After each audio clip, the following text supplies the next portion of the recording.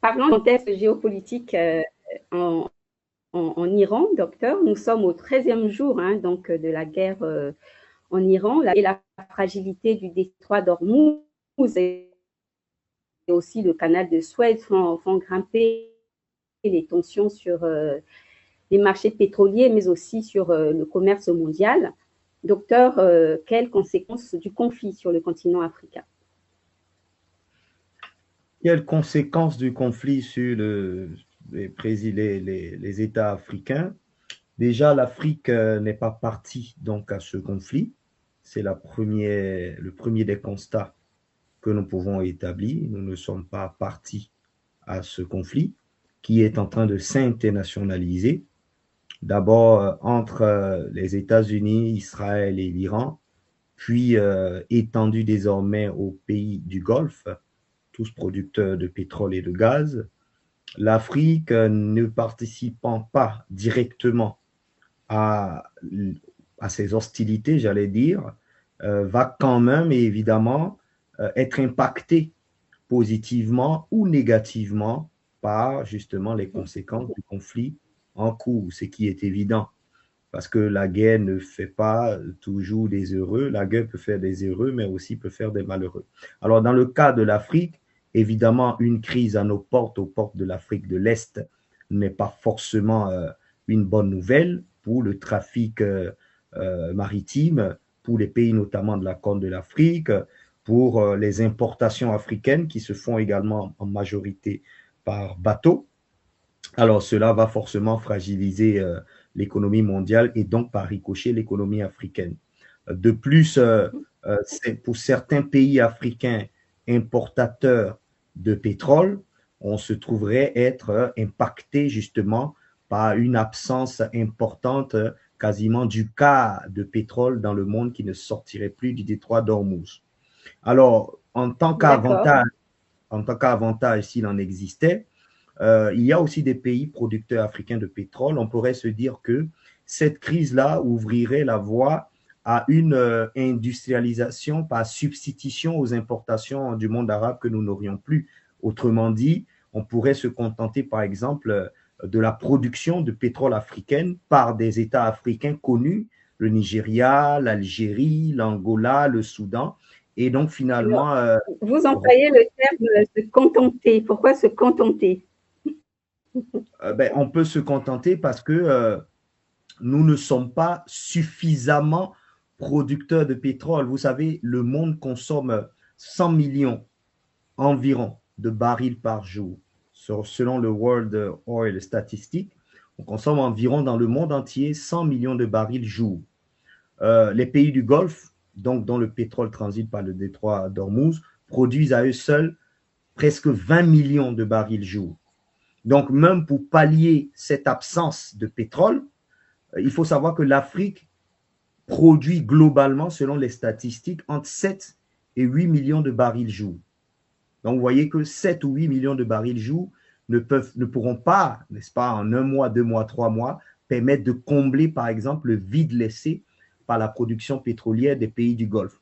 Donc, il y a effectivement une opportunité à saisir déjà Ouais. pour que les importations pétrolières se fassent déjà entre Africains, donc entre pays ne disposant pas de pétrole et entre pays africains disposant de pétrole déjà, il y a des possibilités, Mhm. n'est-ce pas, de pouvoir déjà acheter et vendre intra-africain, justement, le pétrole à l'égard, justement, de la crise en cours. C'est déjà un avantage.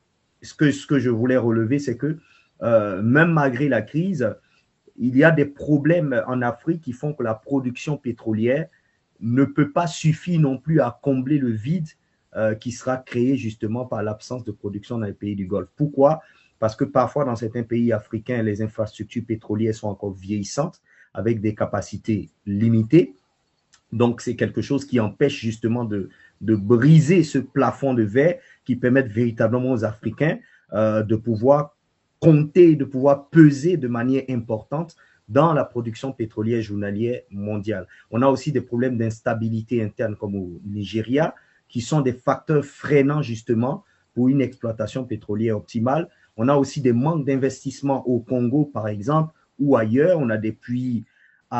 abandonnée, sous-exploitée, mal exploitée, parce que bon, les investisseurs sont soit frileux à cause des questions de corruption ou de mauvaise connaissance du terrain, ainsi de suite. Donc, le potentiel pétrolier africain reste encore sous-exploité, mais s'il l'est, je pense que à l'orée de ce genre de crise que nous avons, l'Afrique pourrait, dans les années à venir, produire beaucoup plus, non seulement pour l'Afrique, mais aussi être en capacité de contribuer, n'est-ce pas, à répondre à la demande mondiale qui est extrêmement forte aujourd'hui.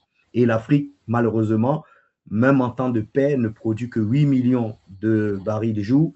On a besoin de beaucoup plus pour satisfaire justement Mhm. la demande mondiale. C'est une opportunité, mais c'est aussi l'Afrique est mise devant ses responsabilités, notamment en matière Oui. énergétique. Une opportunité assez faible. Oui, une opportunité assez faible. Et justement, quelle est la leçon géopolitique que l'Afrique pourrait tirer de cette situation? Ben, la leçon géopolitique, c'est la même que les Africains étaient appelés à tirer lors, vous vous rappelez bien, on parlera de Macky Sall aujourd'hui, qui était allé faire de la diplomatie céréalière ou alimentaire à partir des années 2022, lors de l'éclatement de la crise russo-ukrainienne. L'Afrique est toujours dans la position de tendre la main. Voilà, lorsqu'il y a une crise dans le monde, on est toujours consommateur parfois ou importateur net, ce qui nous rend toujours exposés aux conséquences des chocs mondiaux. La conséquence que nous devons retenir de la guerre russo-ukrainienne ou encore de la guerre en cours des États-Unis et d'Israël contre l'Iran, c'est travailler à l'autonomie stratégique, surtout, et donc, autrement dit, à la souveraineté. La souveraineté, ce n'est pas s'imposer aux autres, ce n'est pas dominer, c'est se suffire, produire pour soi, être capable de produire pour soi-même, et puis être capable de produire pour sa population et pour son continent. C'est en cela qu'on parle d'autonomie stratégique, D'accord. afin de ne pas être justement exposé de manière constante et régulière à des chocs exogènes, à des chocs extérieurs, comme on en voit aujourd'hui. Demain, ça sera quoi encore? Ça sera Oui. l'Afrique exposée à un choc de maïs, l'Afrique exposée à un choc de fer, je ne sais pas à quoi. Il faut vraiment travailler en temps de paix, à travailler à l'autonomie stratégique, car nous n'allons pas toujours attendre des crises pour nous rendre compte, comme le Covid, que nous n'avons pas d'appareils respiratoires dans nos hôpitaux ou de médicaments ou de vaccins. Il faut vraiment travailler de manière proactive et non être des réactionnaires qui se réveillent et qui se rendent compte que finalement, bah, on n'avait pas des choses qu'une crise internationale a contribué à nous révéler. Oui. Et par rapport justement à cette crise, est-ce que ça ne va pas profiter à ce que les prix soient un peu plus profitables aux pays africains, les prix du Euh, pétrole? si vous parlez des prix du pétrole, ils ne seront aucunement profitables aux pays africains. Si l'Afrique, vous savez, la loi économique de l'offre et de la demande dit plus il y a de demandes, plus il y a d'offres du moins, et qu'il y a moins de demandes, les prix baissent, parce qu'il y a moins d'acheteurs pour beaucoup de production. Mais vous savez que lorsqu'il y a peu de production pour beaucoup d'acheteurs dans le monde, c'est-à-dire les Américains, les Européens, les Africains, tous demandent du pétrole qui se raréfie, en ce moment, les prix augmentent. Donc, suivant la loi de l'offre et de la demande Mhm. aujourd'hui, une crise qui empêche que 20% ou 21% du pétrole sorte de la zone du détroit d'Ormuz va contribuer à faire flamber les prix. On le voit déjà à la pompe, pour moi qui suis en France, on le voit déjà à la pompe, des augmentations entre 30 et 40 centimes en une semaine.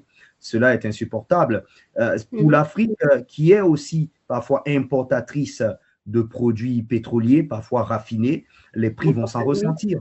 Donc, l'objectif, oui, c'est justement de oui, pouvoir assurer une production oui, pétrolière africaine optimale, une transformation, une raffinerie locale optimale qui oui, permettent d'avoir des quantités nécessaires déjà dont les 1,4 milliard d'Africains ont besoin au jour. Si déjà nous arrivons à atteindre cet équilibre dans la production, nous pouvons non seulement être consommateurs nets et autosuffisants, et puis ensuite exporter au reste du monde. Mais si nous restons dépendants des importations étrangères de pétrole, il va sans dire que si des pays grands producteurs arrêtent de produire, nous serons exposés à la flambée des prix. Donc oui, la restriction justement du pétrole des pays du Golfe ne fait pas l'affaire des pays africains importateurs de pétrole.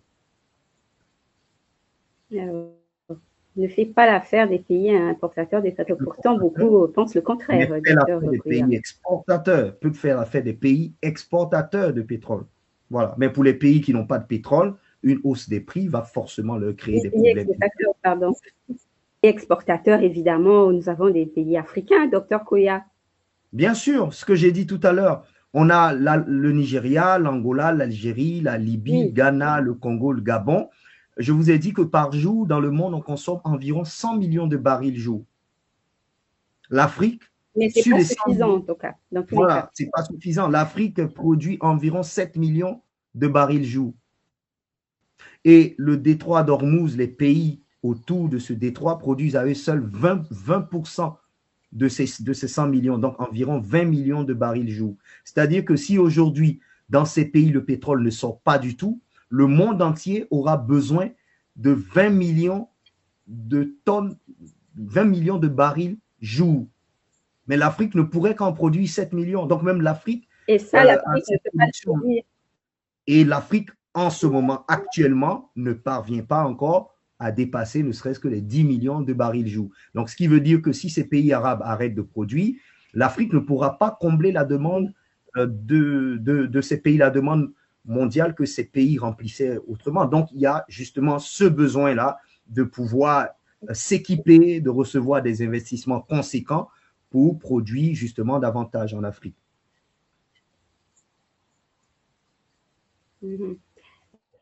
Merci, docteur Koya. Et donc, on repart, enfin, je vous emmène aux États-Unis hein, il y a quelques jours.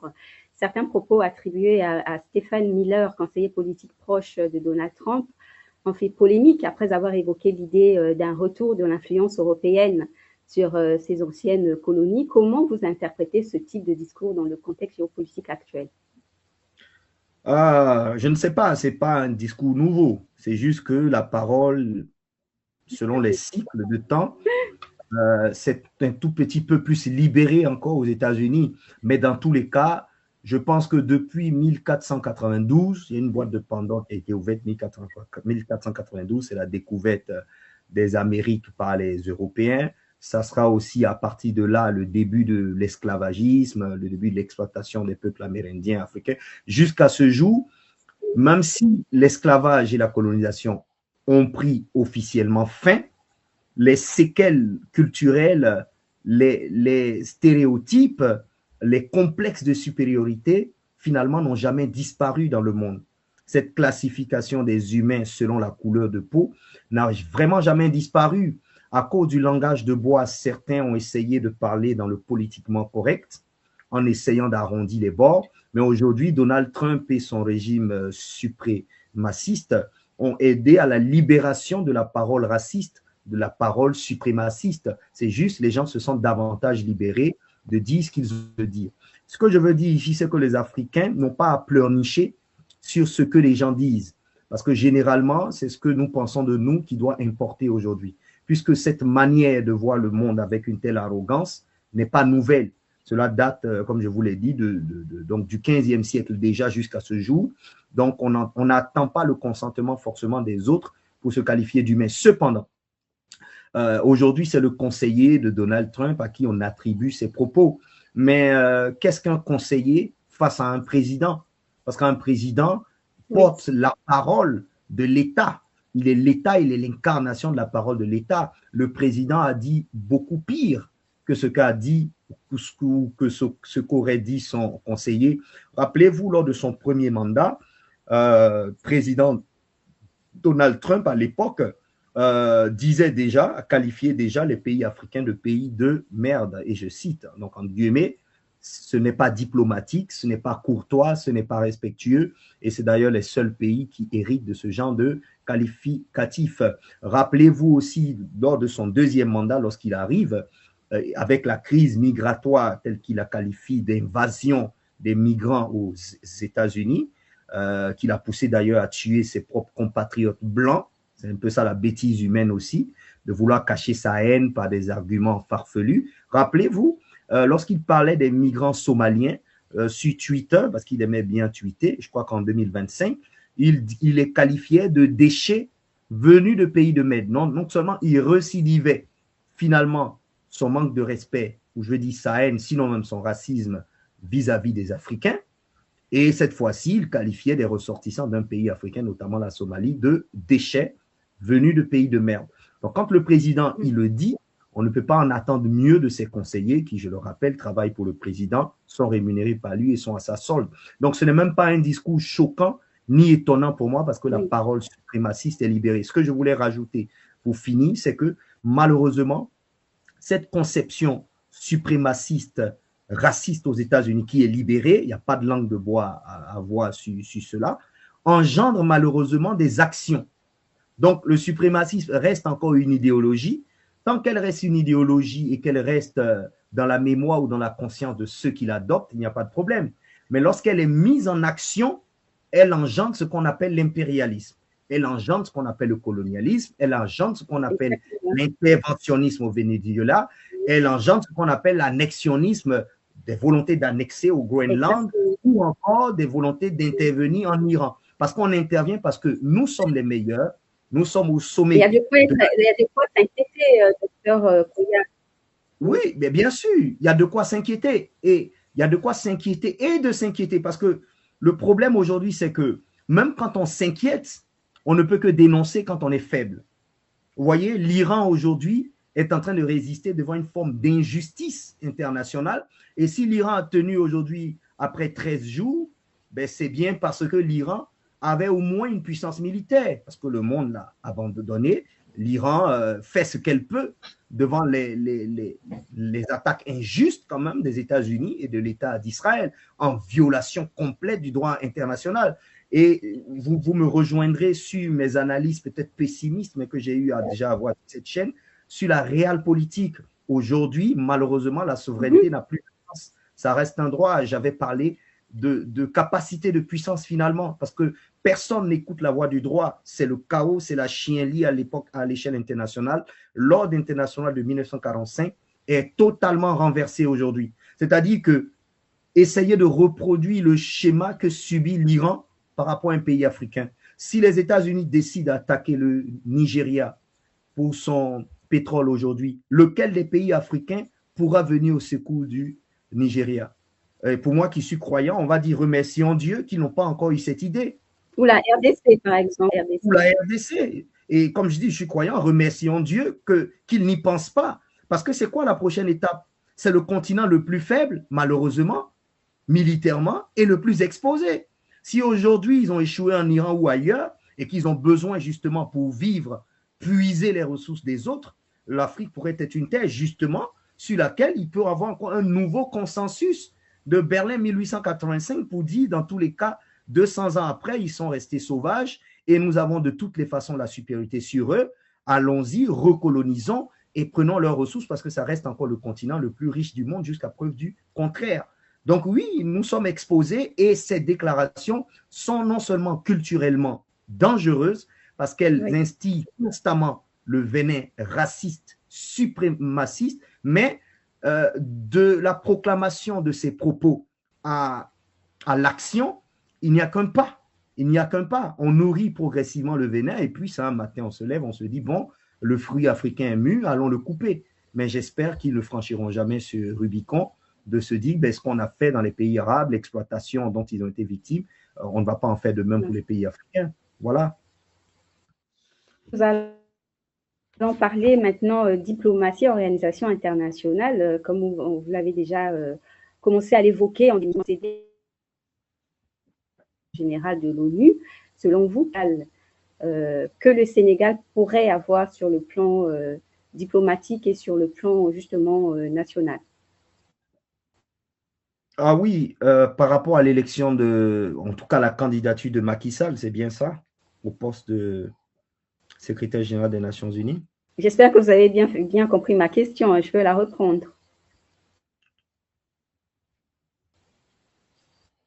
Oui. Oui, pour être sûr, parce qu'il y a un problème de réseau, pour être sûr, c'est bien la candidature de Macky Sall.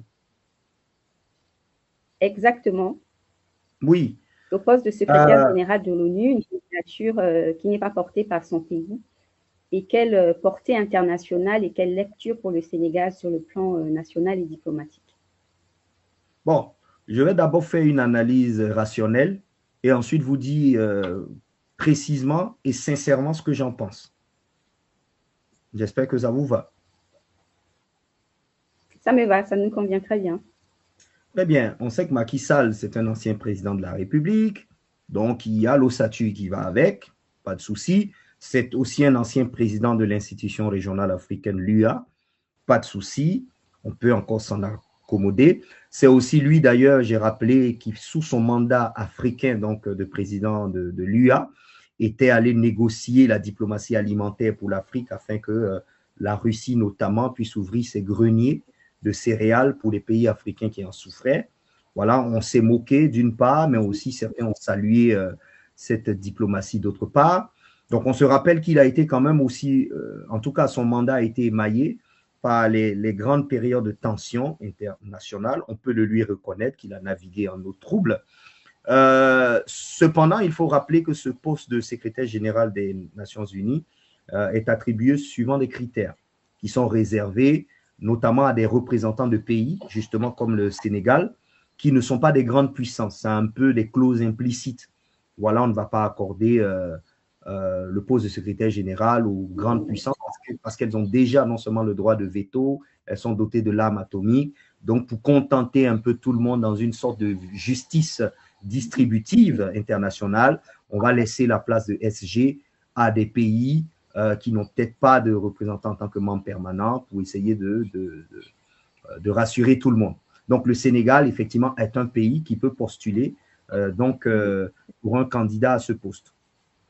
Cependant, il faut rappeler que malgré cette entourloupe-là qui fait croire qu'effectivement, il y a une justice distributive, qui veuille faire participer tous les États à la gouvernance mondiale, le droit de veto peut être opposé.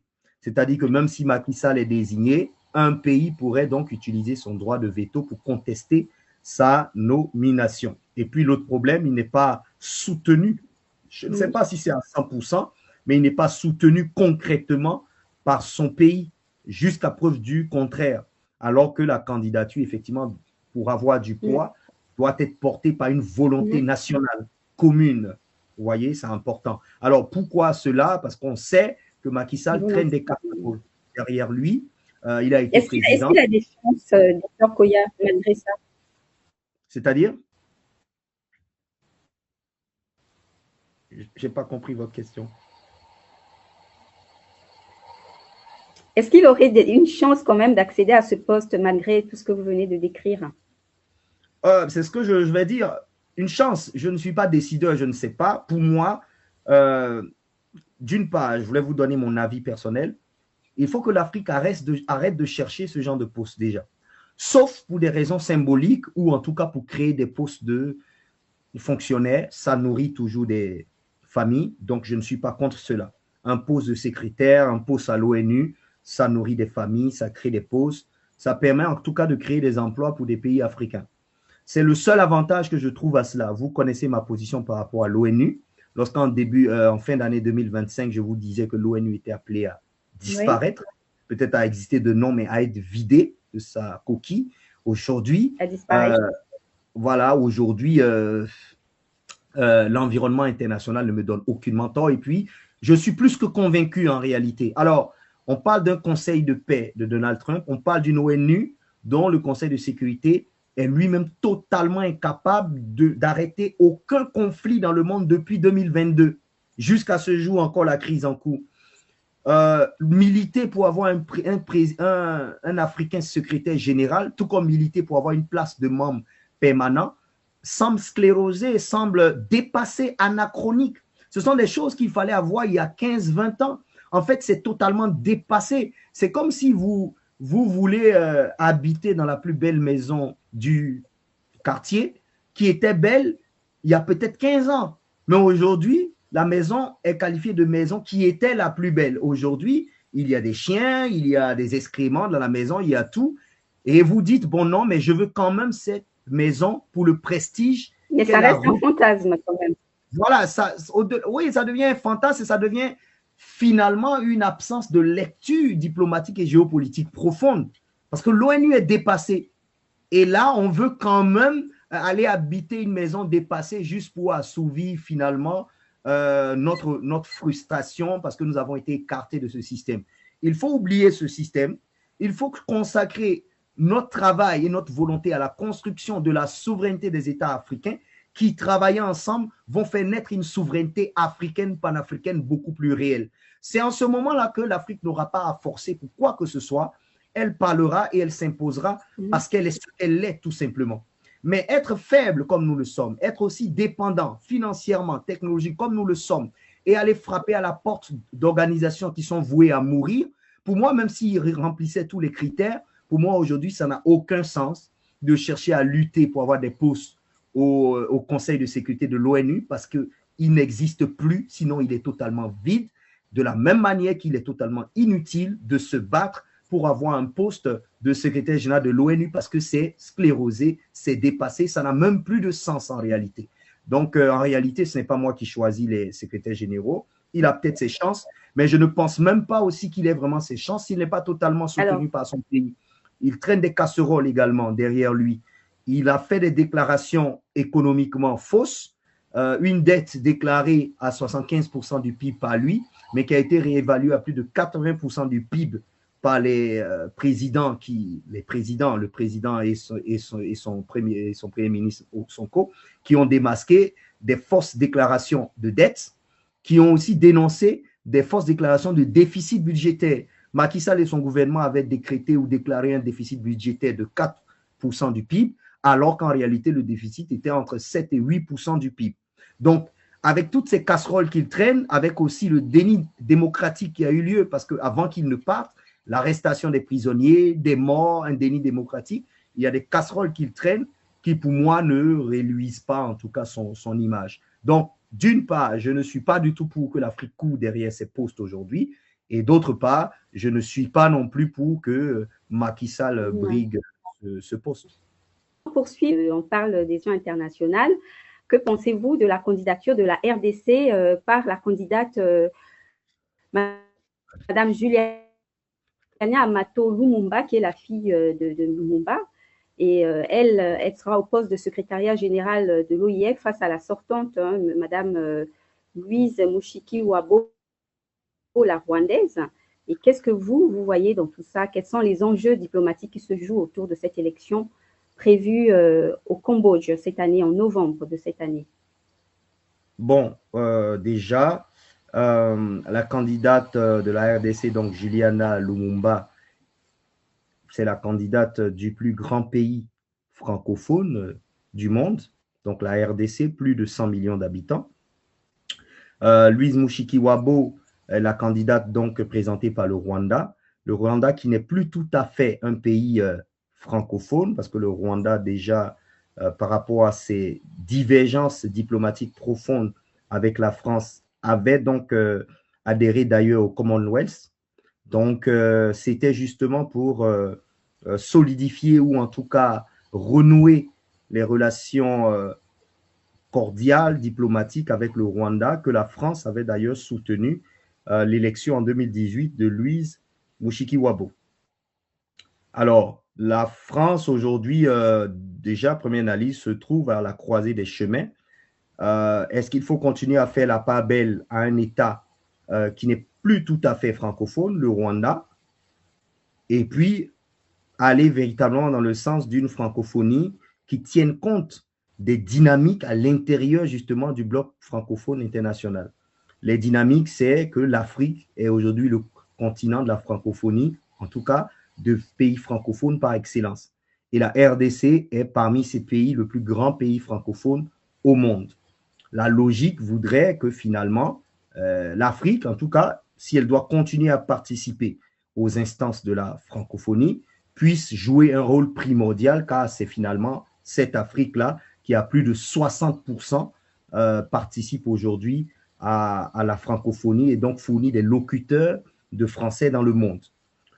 Deuxième implication, il faut dire que est-ce que c'est une coïncidence ou pas? On sait que la RDC est en conflit ouvert aujourd'hui avec le Rwanda. Et donc, comme par coïncidence, par hasard ou en tout cas par intention, les deux candidats de ces deux pays vont se confronter justement au sommet de la francophonie. C'est un symbole. Peut-être que celui qui va l'emporter dans les arènes diplomatiques l'emportera également sur le terrain des opérations militaires. Ça sera peut-être un signe des temps. Mais dans tous les cas, c'est la fille de Lumumba, on le sait, un libérateur, quelqu'un qui a lutté pour l'indépendance africaine. Est-ce que c'est un signe également envoyé, un signe des temps face à l'oppresseur rwandais?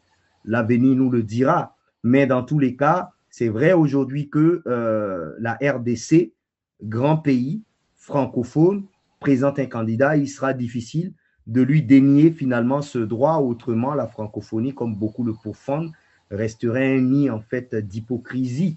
Donc, je pense que la francophonie est à l'heure des vérités. Est-ce qu'elle est vraiment la chose des pays locuteurs de la langue française ou est-ce qu'elle est encore l'instrument de domination culturelle de l'ancien colonisateur, la France, qui place à la tête de la francophonie qui elle veut? La question doit se faire connaître et savoir. Enfin, les Africains, à la fin de ce processus, pourront savoir si véritablement la francophonie reste un outil effectif au service du développement, de la cohésion africaine, ou est-ce que ça reste un outil quelconque de domination néocoloniale aux mains de la France? Donc, toutes ces questions-là se posent aujourd'hui et sont les enjeux, quelque part, de ce sommet de la francophonie qui aura lieu.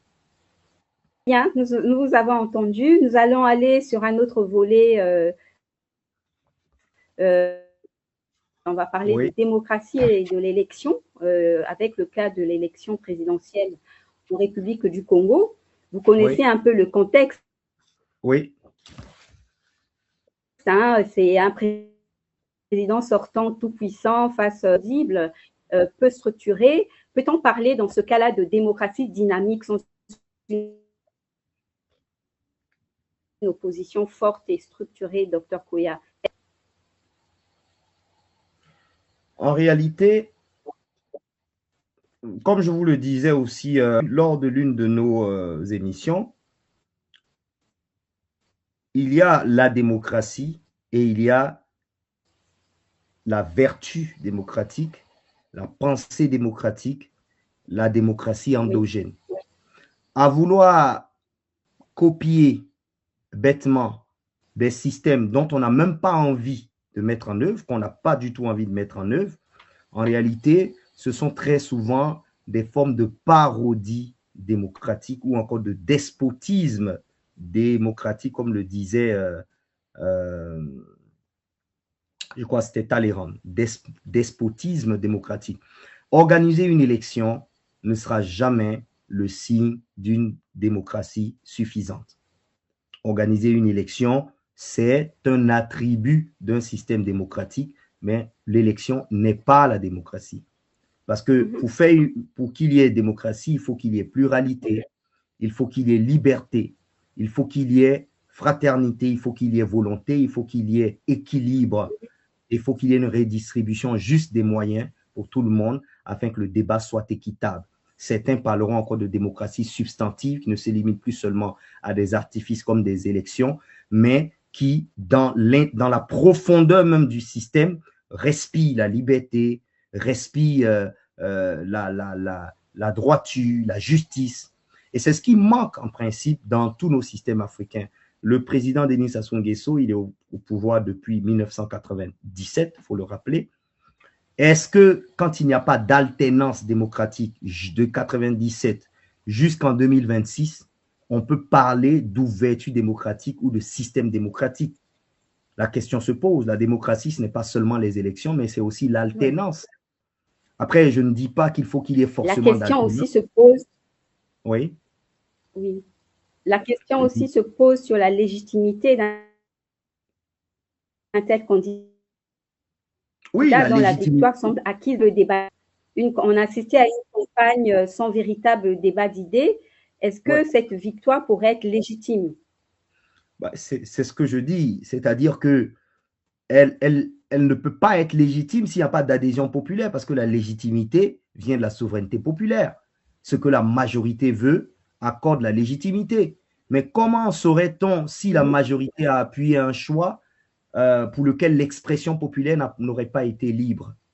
Voilà toute la complexité.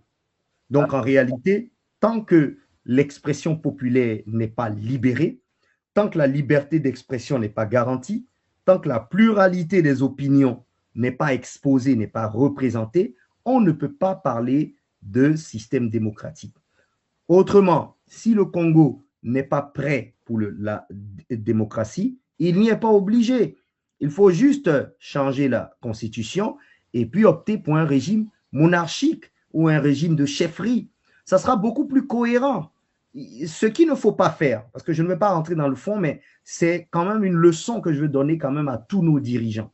Ce qu'il ne faut pas faire, c'est de singer le système étranger auquel nous ne croyons pas et dont nous ne sommes même pas sûrs que nous allons respecter les clauses, mais le singer pour ne pas le respecter. Ce n'est juste pas cohérent et cela ne donne pas du tout une bonne image de nous à l'extérieur. Donc, si vous voulez opter pour des systèmes démocratiques, autant l'observer jusqu'au bout, autant observer les principes démocratiques jusqu'au bout. Mais s'il faut organiser des élections fantoches pour maintenir en fait des systèmes dictatoriaux ou monarchiques, il n'y a pas de cohérence et ça ne fait pas sérieux. Donc, ce que je veux dire, c'est que s'il n'y a pas de représentativité populaire, de pluralisme, de liberté, ça ne sert à rien d'organiser des élections parce qu'on ne vous les demande pas. Voilà. Mais si vous les organisez, il faut vraiment laisser tout le monde compétir de manière libre. Sinon, bon, c'est un simulacre électoral, c'est une parodie électorale et donc il n'y a finalement rien de démocratique dans ces cas. Quel rôle, docteur Koya, les médias peuvent jouer, la société civile et les intellectuels, ce débat d'idées? Donc, si j'ai bien compris votre question, parce qu'on a été coupé, c'est quel est le rôle des médias et la société civile en faveur d'un avènement démocratique, c'est bien ça? Oui, oui. La société civile et les intellectuels peuvent jouer pour stimuler le débat d'idées lorsque les partis politiques sont présents sur le terrain. Et c'est ce qu'on est en train de voir exactement au Congo. Bah, dans tous les cas, qu'est-ce que la société civile peut faire? Elle s'appelle société civile, elle n'a pas le pouvoir de la violence légitime que possède l'État, c'est-à-dire les moyens de police, les moyens de répression. Donc, si un État veut museler l'opposition, veut censurer les médias, il n'y a pas d'autre alternative que l'option violente, ce que nous n'encourageons pas. Mais dans tous les cas, malheureusement,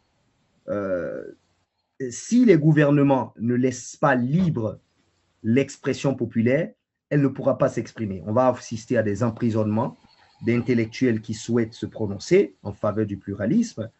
On va avoir la censure des médias qui souhaitent, eux, dénoncer ce qui ne va pas. On va avoir aussi la censure des influenceurs et leur emprisonnement. On va avoir l'Internet et les réseaux sociaux qui vont être coupés parce que dans tous les cas, c'est l'État qui détient ces moyens. Et c'est pour ça que le nerf du problème, c'est il faut que sincèrement les Africains s'asseyent et se disent quel est le système que nous voulons? Parce qu'il y en a marre de fixer des systèmes fantoches auxquels on ne croit pas, qu'on est prêt à bâillonner, parce qu'en réalité, le nœud du problème, il vient de là. L'intellectuel, il peut dire ce qu'il a envie de dire, il peut écrire les livres qu'il veut écrire. Si on doit le mettre en prison, le frapper, l'humilier, le jeter dans des fourgons militaires, on va le faire tout le temps. Et puis, c'est des pertes inutiles pour l'État parce que cet intellectuel pouvait former encore des cadres. Donc, il faut vraiment sortir de cette hypocrisie et puis arrêter de soigner les problèmes à la surface. Il faut surtout militer en faveur des régimes qui permettent la liberté d'expression.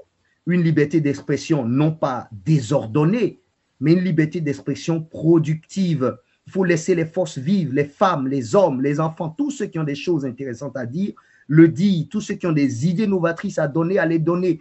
Notre continent a trop été flagellé par l'extérieur pour que nous continuions à nous auto-flageller. C'est vraiment un cri du cœur et l'intellectuel ne sera jamais utile s'il est bâillonné. L'influenceur ne sera jamais utile s'il est bâillonné. L'ingénieur, le chercheur ne sera jamais utile s'il est bâillonné. Qu'est-ce qui va se passer?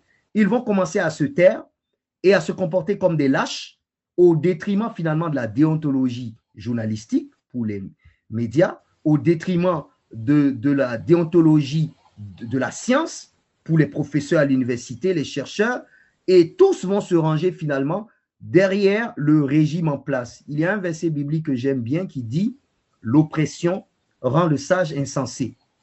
Quand vous êtes dans un système oppressif, quel que soit votre degré de connaissance, de savoir et de sagesse, rassurez-vous, Si vous ne tenez pas jusqu'au bout, vous finirez par rejoindre la côte des supporters du régime violent. Ou bien vous serez appelé à vous exiler. C'est le cas un peu partout en Afrique. C'est d'ailleurs pour ça que je veux m'attaquer ou je veux parler à ce système qui broie les os de ses enfants. Ce n'est pas un système qui peut permettre un développement harmonieux parce que c'est un système ségrégationniste qui prend une part des enfants de l'Afrique, qui les lave, qui les nourrit, qui les enrichit et qui rejette une autre part des enfants de l'Afrique. On a besoin de tout le monde. Au Congo, en Côte d'Ivoire, il faut que ces régimes acceptent de faire contribuer tout le monde parce que les pays appartiennent à tout le monde et nous avons besoin de toutes les forces vives. Donc oui, aujourd'hui, les médias, les professeurs, les chercheurs, la société civile, ce que vous voulez, peuvent apporter, mais si le régime n'est pas prêt à ouvrir le débat, ça sera totalement improductif, malheureusement. Sinon, il faut des révolutions populaires. Bon, ce n'est pas forcément ce qu'on veut parce qu'une révolution implique beaucoup de pertes en vies humaines, des destructions de biens. Et voilà, moi, je ne vais pas, sur une chaîne de télé aussi sérieuse que la vôtre, appeler à des révolutions, des insurrections populaires. Mais en réalité, c'est peut-être à échéance lointaine les seules solutions qui s'offrent. Sinon, pour une opposition pacifique, une société civile pacifique, s'il y a un pouvoir répressif, il n'y a aucune solution. En République du Congo, et on va s'en servir pour parler un peu du rôle ivoirienne Yao Eudoxie dans la campagne présidentielle en soutien au candidat Denis Sassou Nguesso. Et sa présence fait polémique sur les réseaux sociaux. Hein. Vous pouvez le voir sur l'illustration. C'est une présence qui est sans médias. Et donc, qu'est-ce que vous en pensez, vous? Parce que c'est une présence qui fait polémique dans les réseaux sociaux et sur le terrain congolais. Qu'est-ce que vous en pensez? Qu'est-ce que j'en pense? Est-ce que c'est une démonstration pour d'autres? C'est une mise en scène. Qu'est-ce que vous en pensez? Très bien. C'est un sujet assez cocasse dans tous les cas. Oui. En général, hein, sur le message que les influenceurs doivent apporter dans ce genre de compétition politique. Tout à fait. Est-ce que vous m'entendez? Je vous entends. Très bien. Bah, Très bien, docteur. La question que vous posez rejoint un peu la dernière que vous avez posée tout à l'heure concernant, par exemple, le rôle de la société civile.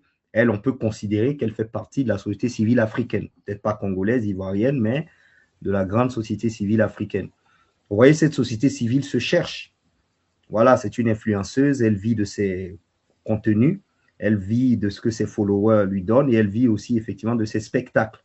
Je pense que ce qu'elle s'est fait… Docteur Kouya, nous avons perdu. Vous êtes toujours là avec nous? Oui, je suis là. Est-ce que vous m'entendez? Je vous entends bien maintenant, docteur Kouya. On sait donc de la présence de l'influenceuse Yao Eudoxie dans la campagne présidentielle en soutien au candidat Denis Sassou Nguesso en République du Congo. Oui, c'est ce que j'étais en train de dire. Vous voyez, la société civile dont vous parliez tout à l'heure est une société civile qui elle-même se cherche. Voilà, elle, en tant qu'influenceuse, elle a des produits, elle a des services qu'elle vend à ses abonnés, à ses followers, et puis elle se cherche, comme on dit chez nous. Donc, je ne lui en veux pas, c'est son travail, elle vit de ça. Elle est influenceuse, bon, j'aime pas ce terme en réalité. Elle propose peut-être des services, on va dire, des services de beauté. Je ne sais pas dans quoi elle travaille exactement. Voilà, mais je ne lui en veux pas pour qui elle est ou pour ce qu'elle fait. En revanche, qu'est-ce qu'elle défend? Quel projet politique défend-elle? Je sais que c'est une femme aussi qui est très généreuse en matière de rondeur. Est-ce que cela veut dire que quand on vote le président, on hérite de ses rondeurs? Le message, c'est quoi en réalité? C'est là où le problème se pose. Qu'elle soit allée faire son spectacle, parce qu'elle offre des spectacles, moi, je ne suis pas contre, parce que tout le monde doit gagner son pain. Cependant, quel est le message qu'on envoie aux jeunes? Quel est le message? Est-ce un modèle? Est-ce une promesse de campagne du président? C'est quoi le message? Moi, je ne le comprends pas personnellement. Est-ce pour donner de la visibilité au président? Mais il n'en a pas besoin, il est président au Congo depuis 2018. Donc, si c'était un président inconnu, on pourrait dire qu'il voulait faire du buzz. Mais non, il est connu, c'est le plus connu des candidats au Congo et en Afrique. Donc, ce n'est pas non plus pour de la visibilité. Et si elle a été payée, je crois que c'était inutile parce que cet argent aurait pu aller à des jeunes Congolais. Donc, pourquoi, je ne saurais vous le dire. Et puis, pour quel exemple? Donc, je ne comprends pas la logique derrière cela, mais je crois que c'était une mère de famille, une dame que je respecte. Et si elle doit chercher son pain quotidien, comme on le dit chez nous en Côte d'Ivoire, qui suis-je pour l'en empêcher? Cependant, le message politique, c'est totalement zéro. Je ne le comprends pas. Le slogan politique qu'elle porte, c'est quoi? C'est totalement zéro. Quel est le contrat qu'il a lié à la présidence? C'est complètement zéro. Donc, personnellement, je ne vois aucune utilité. Est-ce pour attirer les regards, comme je l'ai dit, de la population sur le candidat? Le candidat, il est connu. On se dirait peut-être que si la photo du président apparaît sur les formes voluptueuses de la dame, peut-être qu'il va susciter plus de votes, mais il est déjà connu. Et donc, je ne pense pas que ce soit elle. Je pense qu'il y avait peut-être de l'argent à dépenser. Et puis, il fallait venir faire venir des icônes dans le pays, comme on le voit chez nous en Afrique, des campagnes sans programme, mais seulement avec de la poudre à jeter aux yeux. Malheureusement, je crois que ça s'inscrit dans le même schéma. Voilà. Mais après, elle est libre d'aller vendre ses services, ce qu'elle sait faire de mieux pour gagner sa vie. Donc, c'est ce que je peux dire. Oui. Et en général, docteur, des influenceurs africains dans la formation de l'opinion publique. Bah oui, un influenceur. Après, j'ai du mal avec le terme influenceur parce qu'on n'a pas la même définition avec les influenceurs du terme influenceur. Quelqu'un qui fait des vidéos sur Internet, ce n'est pas un influenceur, c'est peut-être un cyberacteur. Voilà, il peut être suivi, mais ça ne fait pas de lui un influenceur. Bon, aujourd'hui, heureusement ou malheureusement, tous ceux qui ont de la visibilité sur Internet notamment sont appelés influenceurs. Bon, à la base, l'influenceur, c'est celui-là justement qui peut effectivement façonner l'opinion publique. Bon, euh, les influenceurs, ce sont ceux-là qui façonnent l'opinion publique en bien comme en mal, d'ailleurs. Donc oui, en Afrique, on a des influenceurs qui conscientisent, on a des influenceurs qui donnent des conseils, on a des influenceurs dans l'éducation, dans la fintech, dans l'ingénierie, on a des influenceurs dans l'humour. Donc tout ce qui peut bonifier, peut faire du bien, peut faire avancer toutes les personnes qui peuvent prendre la parole pour impacter l'opinion publique africaine, panafricaine, sur un nombre de sujets aussi importants que vitaux, et à encourager fortement. Et c'est d'ailleurs ce que nous appelons de tous nos voeux. Cependant, tout type d'influence menée donc par des influenceurs de nature démoralisante, destructrice, pour moi, oui, influence l'opinion africaine, nationale, mais de manière négative. Donc, je crois que c'est aussi un secteur qu'il va falloir un tout petit peu peut-être réguler en ne bridant pas l'expression publique. Mais dans tous les cas, j'ai déjà du mal avec le terme influenceur, mais s'il en existe, oui, ce sont des gens qui façonnent l'opinion publique. Alors, ce qu'on peut souhaiter, c'est qu'ils puissent façonner l'opinion publique sur les thèmes dont nous avons véritablement besoin. Et que ce soit aussi des gens qui savent exactement ce qu'ils disent dans le domaine dans lequel ils sont. Vous avez des influenceurs qui parlent de certains thèmes pour lesquels ils ne sont pas du tout des spécialistes, mais qui sont pourtant suivis.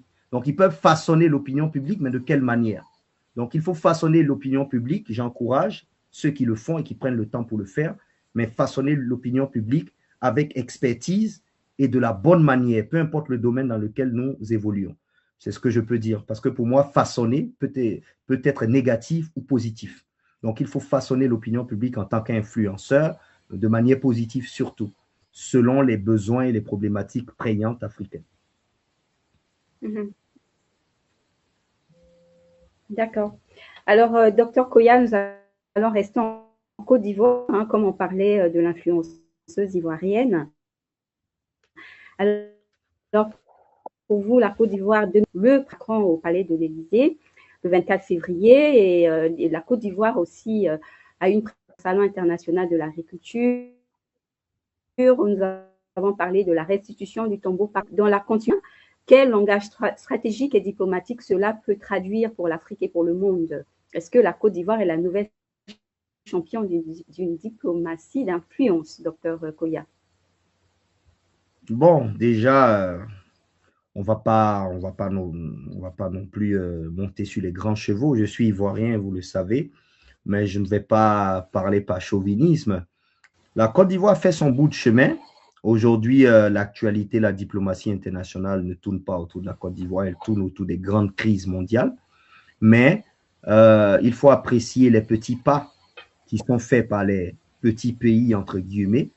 Bon, déjà, par rapport aux relations diplomatiques franco-ivoiriennes, il faut dire que c'est une relation vieille depuis le président Félix Houphouët-Boigny, qui a connu un tant soit peu des remous sous la présidence du président Laurent Gbagbo, et puis qui est reparti de plus belle sous la présidence du président Alassane Ouattara. Donc, c'est quasiment aujourd'hui le plus grand État allié de la France en Afrique, aujourd'hui francophone. Donc, ce n'est pas quelque chose de nouveau. D'ailleurs, il y a eu peut-être même un peu plus d'huile dans les moteurs ou d'eau dans les moteurs entre la présidence française et la présidence ivoirienne, notamment autour de ce qu'on a appelé le 4e mandat en Côte d'Ivoire. Donc, je pense peut-être que aujourd'hui, les deux exécutifs se rabibochent à travers cette rencontre, voilà, du 24 février, histoire de faire le point, parce qu'on le sait, avant toutes les décisions utiles, le président Alassane Ouattara va toujours aussi consulter le président de la République française, Emmanuel Macron, ce que beaucoup d'Ivoiriens ne comprennent pas très souvent, parce que la souveraineté populaire n'appartient pas à la France, mais aux Ivoiriens. Mais c'est une tradition, une coutume que je ne saurais expliquer. Est-ce que c'est de la subordination? Est-ce que c'est de l'amitié? J'ose croire que c'est juste des relations amicales qui sont consolidées constamment par des visites de travail ou encore des visites d'État. Donc, c'est vraiment, cette visite s'inscrit dans la ligne droite des relations entre parenthèses cordiales qui ont toujours existé entre la Côte d'Ivoire et la France. Ensuite, au Salon de l'agriculture, la Côte d'Ivoire, parmi les pays africains, est l'un des plus grands acteurs agricoles mondiaux. Donc, ce n'est pas non plus une surprise que la Côte d'Ivoire ait été présente avec une grosse armada de ses produits les plus phares, l'anacarde, le café, le cacao, le coton, les VA. Donc, on est premier producteur, deuxième, troisième sur beaucoup de produits. L'anacarde, le cacao, premier producteur mondiaux. Le palmier à huile. Et le palmier à huile parmi les premiers producteurs mondiaux, sur les VA, les premiers producteurs africains. Donc, on est quand même un pays agricole. Hein, et comme le disait le premier président de la République de Côte d'Ivoire, le président Félix Houphouët-Boigny, le succès de ce pays repose sur l'agriculture.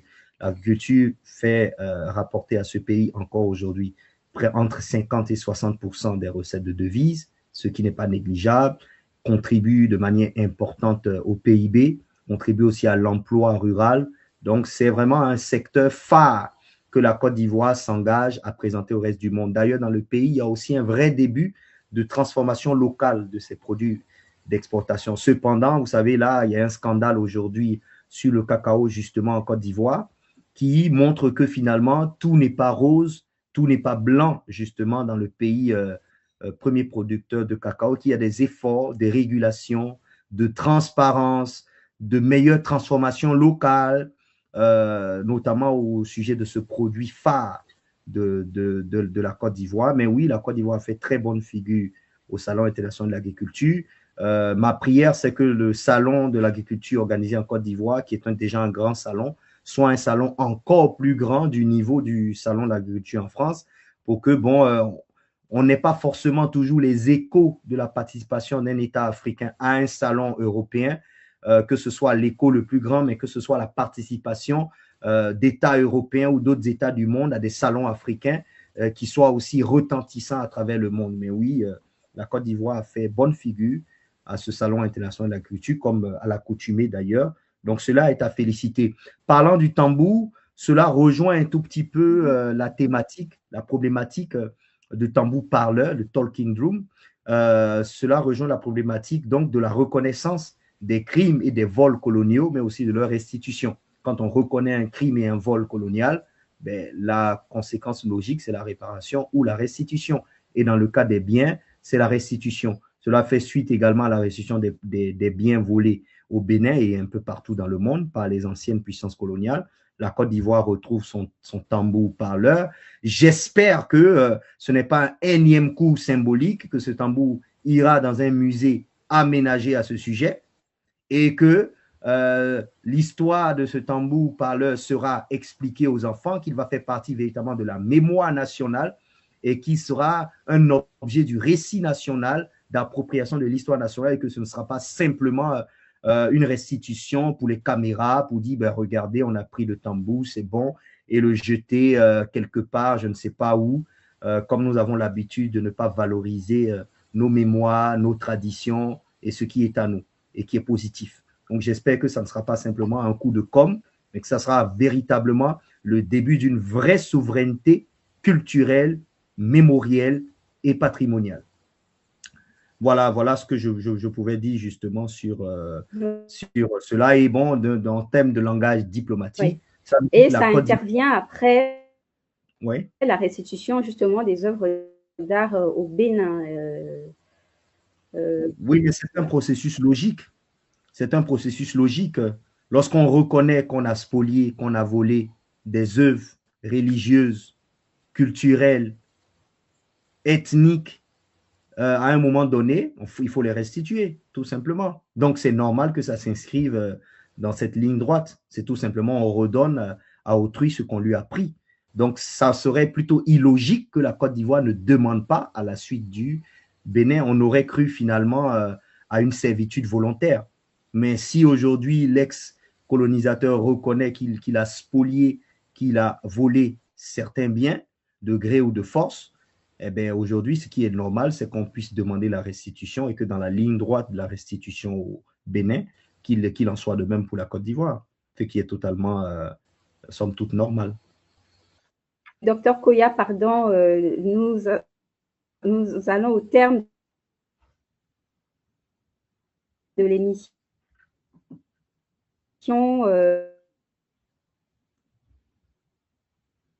Je suis désolée pour les problèmes de connexion et nous allons rapidement parler, Koya, de l'adoption par l'Union africaine en février de cette année de la déclaration d'Alger qui criminalise la colonisation et la mise en place de la journée africaine d'hommage aux victimes de la traite. Qu'est-ce que vous en pensez, vous? Est-ce que c'est bienvenu? Est-ce que voilà, je vous laisse poursuivre. Très bien. J'espère que vous m'entendez. J'espère que vous m'entendez. Oui, nous vous entendons bien, docteur. Très bien. Super. Bah, cela fait suite au sujet du tambour, justement. Il y a un lien, c'est-à-dire qu'on est à l'ère de la reconnaissance des faits illicites qui autrefois ont causé du tort à des chefferies, à des royaumes, à des empires, à des sultanats africains. On est à l'heure de la reconnaissance. Alors, en droit international, il y a ce qu'on appelle la responsabilité internationale des États. Donc, si un État reconnaît avoir posé des actions qui sont reconnues comme des faits internationalement illicites, cet État, lorsqu'il le reconnaît, la reconnaissance ouvre lieu à des réparations. Donc, le problème en Afrique, c'est qu'on a beaucoup mis davantage l'accent sur l'économie, la finance, le militaire, ce qui est totalement important. Il faut être souverain à tous les niveaux quand on en a la possibilité. Mais ce qu'on a beaucoup plus oublié aussi, c'est la souveraineté culturelle, mémorielle, surtout mémorielle. Le tambour rentre dans le cadre de la souveraineté patrimoniale, donc le patrimoine matériel. Mais il y a quelque chose qu'on ne prend pas assez en compte, c'est la souveraineté mémorielle. C'est-à-dire, le réflexe que nous avons eu a toujours été de dire aux colonisateurs ou aux pays occidentaux, écoutez, reconnaissez ce que vous nous avez fait.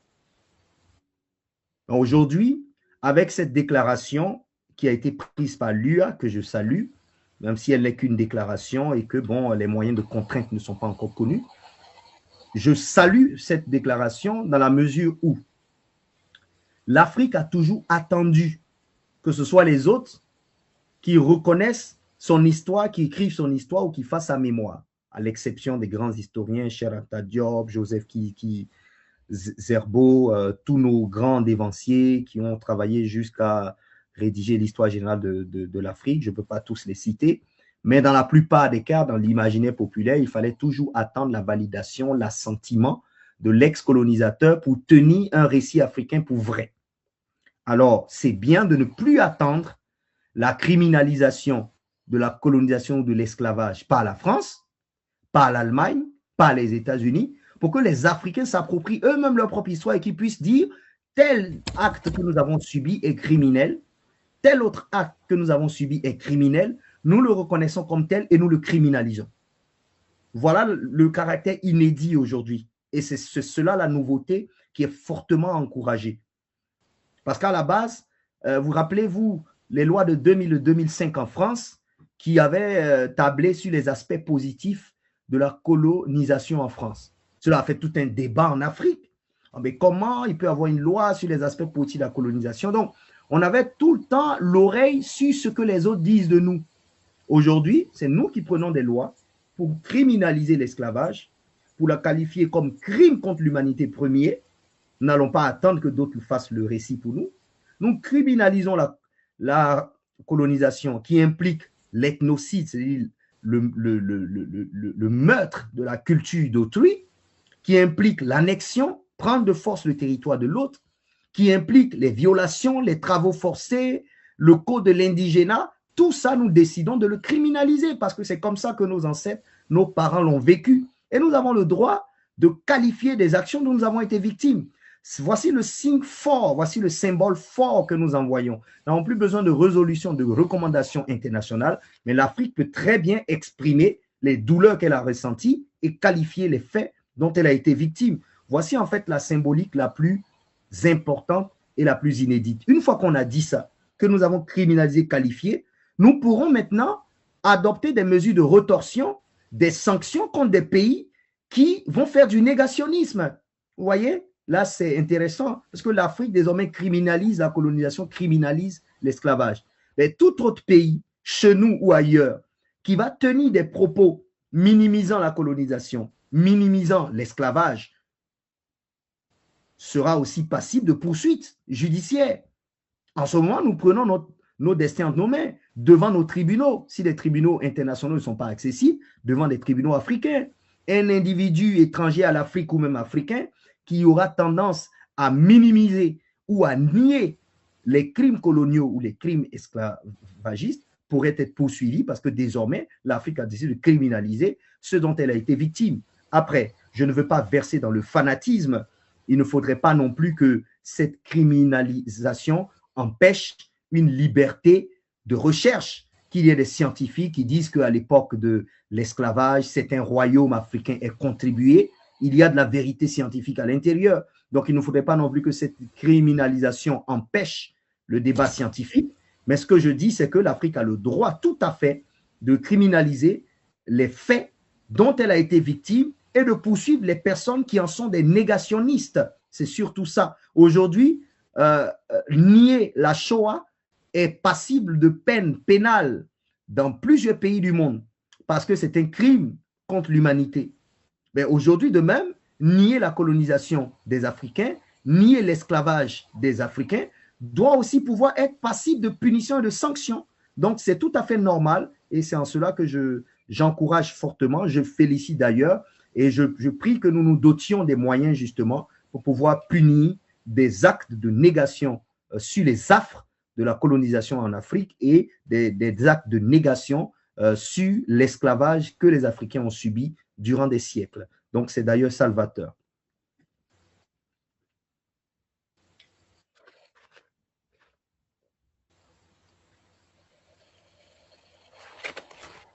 Allô, vous m'avez entendu? Je vous ai très bien entendu, Dr Koya, et donc nous allons entamer le dernier chapitre de cette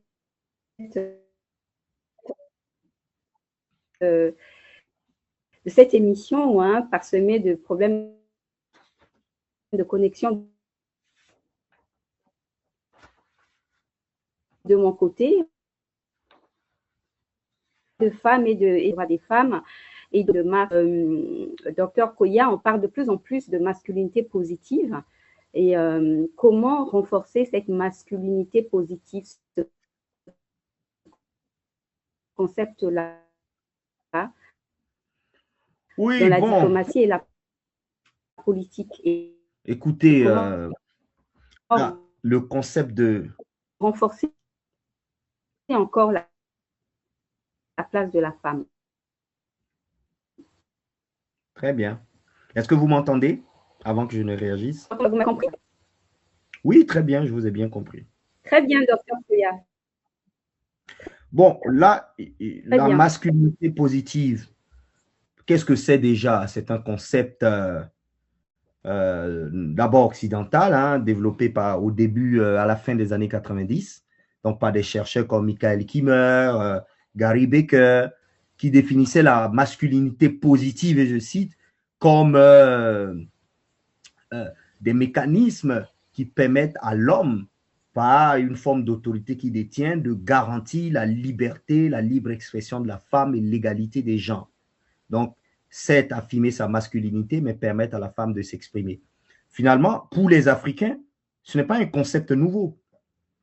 Donc, le terme, il est certes pompeux, masculinité positive, mais je pense que on a des cultures africaines qui ont toujours garanti, qui ne parlent même pas de masculinité positive. Vous êtes africaine, chez les Akans, vous avez entendu parler du système matrilinéaire, qui est même un système de gouvernance basé sur l'autorité de la reine-mère. Vous voyez? Et donc, l'Afrique, avec certaines coutumes, valeurs qui sont honorables, a un coup d'avance sur ces théories du XXe siècle, du XXIe siècle. Donc, l'Afrique a ce qu'il faut. On a aussi des vieilles philosophies comme Ubuntu qui postulent de l'égalité de tous les hommes et qui disent que je suis parce que tu es. Mais quand je dis je suis parce que Carmen est parce que je suis, là, on ne fait plus de distinction de sexe. On parle d'être humain, ce qui veut dire que je compte sur la force de Carmen, elle en fera de même. Donc oui, je pense que ce sont des concepts connus autrement par les Africains. Il faut juste effectivement que l'Afrique, dans nos représentations politiques, respectives, familiales, entrepreneuriales, que oui, l'égalité humaine soit garantie et qu'il n'y ait pas de femme inférieure dans son humanité à l'homme. Qu'il n'y ait pas de femme, je répète, inférieure dans son humanité à l'homme. Parce qu'en tant qu'être humain, nous sommes tous égaux. Et évidemment, selon les cultures, selon les mœurs, selon les valeurs, très souvent, il ne peut pas avoir deux maîtres dans un bateau. Parfois, dans des couples, c'est la femme qui est le maître, mais ailleurs, c'est l'homme qui est le maître, ou encore, ils dirigent ensemble, et puis quand il faut qu'une voix parle au nom du couple, on va désigner quelqu'un qui va le faire. Mais en ce moment-là, chaque pays, chaque continent, chaque peuple a sa manière de fonctionner, a ses règles qu'il ne faut pas non plus bouleverser ou à qui il ne faut pas imposer ce qu'il n'y a pas à être imposé. Je veux aussi qu'on tienne compte des spécificités culturelles de chaque peuple, tout en garantissant l'égalité des sexes. Pourquoi l'égalité des sexes? Parce que économiquement, lorsqu'on utilise l'énergie de l'homme et de la femme, on développe et on construit ensemble un pays. Exclure l'un des sexes revient à s'amputer d'un pied ou d'un bras. Donc, dans l'absolu, l'égalité, le respect des sexes, la fraternité humaine entre l'homme et la femme sont pour moi un postulat qui doit être évident. Cependant, il faut des lectures qui s'accommodent des cultures aussi locales vertueuses et de ne pas copier tout pour copier. Par exemple, on parle du droit des femmes, la journée des droits des femmes. J'aurais voulu que quelqu'un m'explique un jour, la journée des droits des femmes consiste en quoi?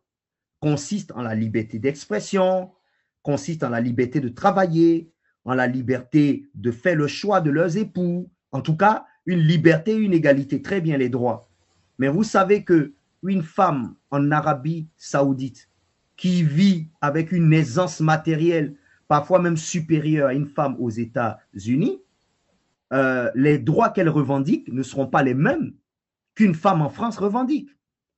Et les droits qu'une Française revendique ne seront pas les mêmes qu'une femme états-unienne revendiquera. Et encore les droits qu'une femme africaine va revendiquer à aller, par exemple, une femme dont le mari est paysan dans nos pays africains va revendiquer le droit de partir au champ avec son époux. Vous voyez? Mais ça, sous le regard occidental ou d'un autre peuple, cela va être vu comme de l'exploitation. Donc, attention à ne pas confondre les concepts. Il faut tenir compte aussi des spécificités de chaque peuple, mais garantir l'égalité, mettre fin à la maltraitance des femmes, à l'égalité des chances et à veiller aussi à ce que cela ne soit pas, ne devienne pas un nouveau système de domination des femmes sur les hommes. Il faut veiller véritablement à avoir une égalité, un respect. Et donc, masculinité positive, ça veut dire quoi? Ça veut dire que les hommes vont aider les femmes à venir à leur niveau. Je trouve même ça aussi injurieux. Je trouve tout simplement qu'il faut promouvoir une philosophie de l'égalité des sexes telle que fait par le Créateur. D'une part, une égalité des sexes qui permette un développement optimal, harmonieux, égalitaire, dans le respect de tous les sexes. Je pense que cela doit tout simplement être le credo. Donc, oui, je ne dirais pas que moi, en tant qu'homme, je devrais militer ou favoriser le droit de la femme. Je dis simplement que les hommes doivent simplement être éduqués en comprenant que les jeunes filles, dès le bas âge, et les femmes sont nos égaux en humanité, tout simplement, et que cela doit être accepté comme tel.